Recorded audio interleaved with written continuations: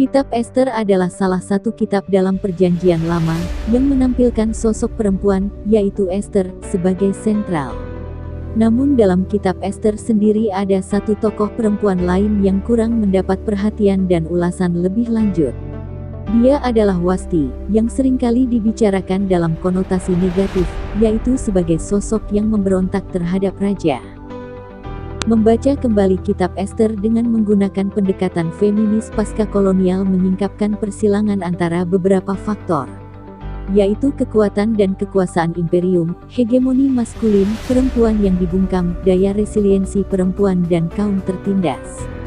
Hal-hal ini menjadi penanda penting dalam mengingat dan memaknakan arti merdeka bagi manusia, khususnya perempuan saat ini. Suara-suara dalam narasi pembebasan kitab Ester didengarkan secara polifonik, ibarat bunyi atau irama yang memiliki kekhasan masing-masing, tetapi secara bersamaan saling merasuki dan menciptakan bunyi atau irama yang selaras dan unik. Dimensi polifonik ini diperlihatkan dalam membaca kisah Wasti dan Ester sebagai kisah yang saling terhubung, saling merasuki, saling meresapi, dan menghasilkan sebuah kisah yang kompleks. Presentasi tentang Wasti dalam kitab Ester disampaikan oleh narator dengan sudut pandang mata burung.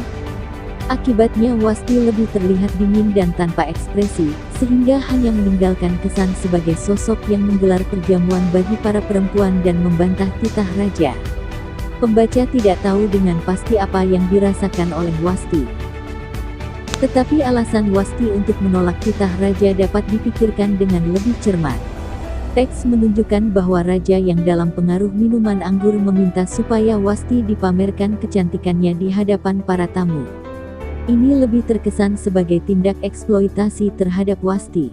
Wasti sebagai perempuan dijadikan sebagai objek yang dikagumi hanya dalam penampakan fisik saja. Dalam diam dan penolakan, Wasti memperjuangkan kemerdekaannya dan kehormatannya sebagai perempuan. Ester 1 ayat 12. Berbeda dengan Wasti, konteks yang dihadapi Ester adalah ancaman genosida terhadap bangsanya. Dalam hal ini Ester memilih untuk bersuara, walaupun nyawanya terancam, demi pembebasan bangsanya. Ester 4 ayat 15-16. Membaca kisah Wasti dan Ester sebagai simbol perempuan-perempuan yang melawan ketidakadilan, baik dalam senyap maupun dalam kata, mengingatkan kita bahwa menjadi merdeka berarti bersedia mendengar suara-suara senyap yang menuntut keadilan dari para perempuan yang dijadikan objek kekerasan domestik, publik, transnasional, atau global, demi pembebasan dan kemerdekaan bagi semua. Suara polifonik Wasti dan Ester mengingatkan tentang kehadiran perempuan di ruang kekuasaan yang memiliki kesempatan untuk mengatakan tidak pada kekerasan, eksploitasi dan peminggiran bahkan pembinasaan kaum tertindas. Juga mengatakan iya pada resiko dari empati dan keberpihakan pada kaum tertindas.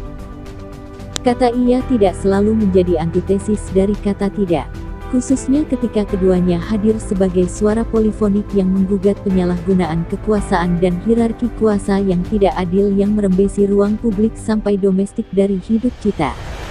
Mari kaum perempuan terus kembangkan potensi diri dan menjadi agen perubahan dalam keluarga, komunitas, gereja, dan lingkungan.